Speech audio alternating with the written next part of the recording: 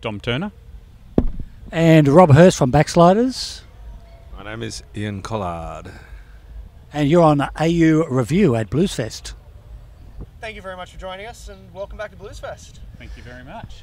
How many times have you done this old thing now? Well, if my mathematics is correct, I did a little bit of a count during the week. I think it's 14 times we've done.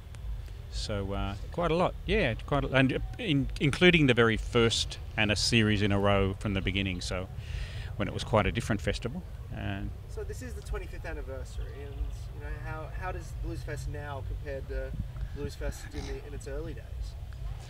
I mean, it's a completely different festival, really, in just purely the magnitude of it now. And neither is better than the other, if you know what I mean. It started off as a small festival with less international acts in the Piggery in Byron Bay, which is, it was fantastic the first few years, but moving a festival outdoors is always a good thing, and you can kind of get the variety of stages that you didn't have in the early days, and then of course the variety of acts, and so it's an incredible festival. It's one of the best festivals in the world now. It's known as that, so it's really come along since it was such a small thing in the early days. And the crowds, what's distinguishable about a Bluesfest crowd? Oh, that's a good question. I suppose enthusiasm is one thing that in general, people know that they're not here to see a cover band. They're not here to see particular songs. They're generally here to see, they're here to see blues or blues-related music, and so you get this certain amount of enthusiasm from people. So you've got some new music, so let's talk about that. Came out last month, Dark Side. Yes, we do. We've got a new album called Dark Side, which was recorded, like the previous album, Starvation Box, at Jim Magini's Oceanic Studio in Northern Beaches of Sydney, in a room that we love recording in. It's got this great organic live sound. The drums and all the acoustic instruments sound great in there. Mixed by none other than Byron Bay's James Katsky, and we're playing 4 or 5, maybe even 6 tracks today and tomorrow at Bluesfest. Songs sound really fresh, obviously, because we're still figuring out how they go, which is always good for a band like us. And so yeah, can't wait to get up and play the new songs, most of which are Dom Turner originals or co-writes. I've done a bit of writing, but they're mainly Dom's, or a couple of rejig versions of songs from previous albums that we've given a new treatment to. I was going to ask that next, because there were some familiar song titles amongst the lot. Does a rejig come about because they change in the live environment and you go, we want to do it like this now? So, sometimes that's the case. In this one, it was actually very much a conscious decision, because the band's been running for 28 years. It's a long period of time. This is our 13th album. There's a lot of recorded material over that time, and it was just really a matter of looking back at some of the early records and thinking, will we do like a greatest hits thing, or will we just redo some of these songs kind of have another go at them and sort of give them a different do a version of them, basically. So that's what we did. And so what ended up happening then, we did a few songs like that. We did some originals as well, but we also then, in the same vein of the version concept, we sort of thought we'd go down a little bit on the dub version idea and take 2 tracks from our last record, Starvation Box, and hand them over to like a dub mix guy, Fingers Malone, actually, another Byron local. Handed over to Fingers to do his magic on and completely remix them. So the idea was a few versions of of these early songs as well as the originals. Are they fun to play live? Like not just the rejig version, but the newer ones as well. Are you enjoying working them out on stage? Yeah, well, actually, we've only been on. I think today we'll be putting in songs we've never played live before, so we'll be. We'll see you at the end of that. It'll be an hour on stage that goes very quickly. Put it that way. Yeah. I don't think Ian's. I think they're pretty new for Ian. New ones. I'm thinking about it right now. Yeah. How does that bit go again? Yeah. New songs. Yeah.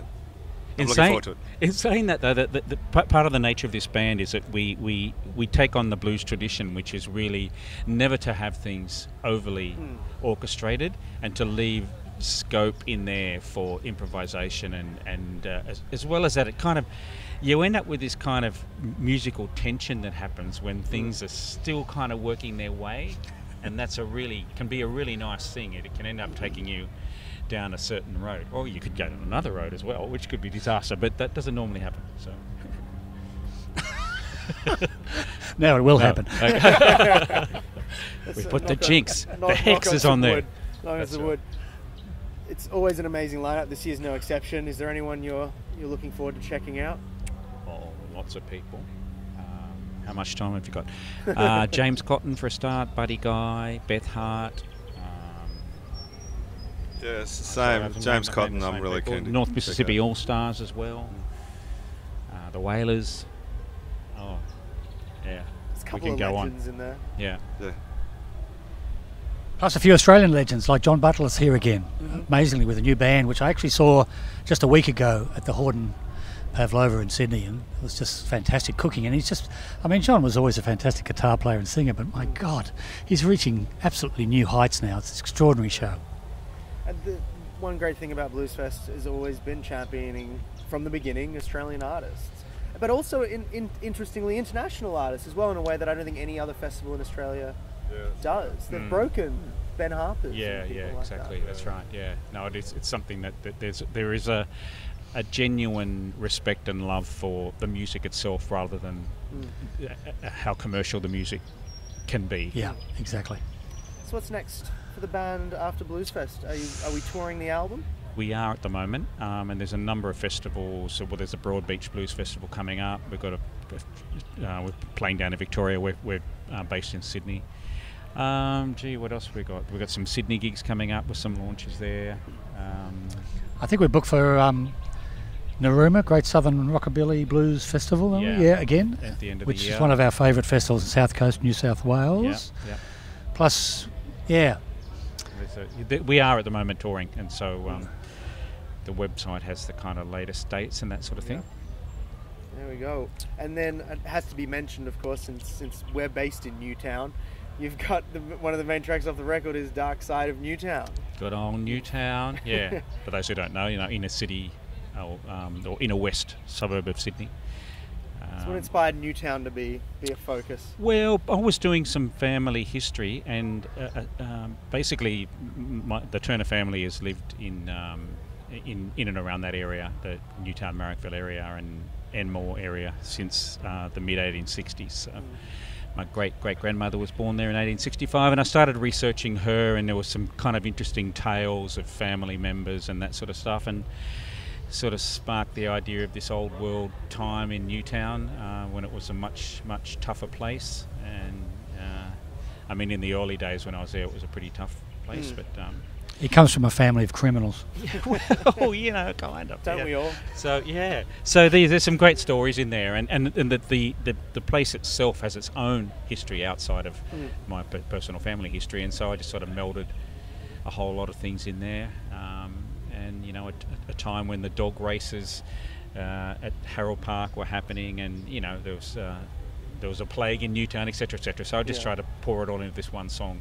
So we're not saying there's a dark side of Newtown today. No. At least if there is, it's an enjoyable one. It's the old time, yeah. Like the dark side of your latte these days. Exactly, yeah. That's right. Yeah, piccolo lattes and that sort of thing. Yeah. There's a future song in that, perhaps. There could be. I'm handing over to my compadre songwriter. Yes. This is inspired by the coffee I just had. Yes. Yeah. Well, thank you very much for your time. I hope Bluesfest treats you well as always, and enjoy the rest of your weekend here. Thanks very much, Larry. Yeah, cheers.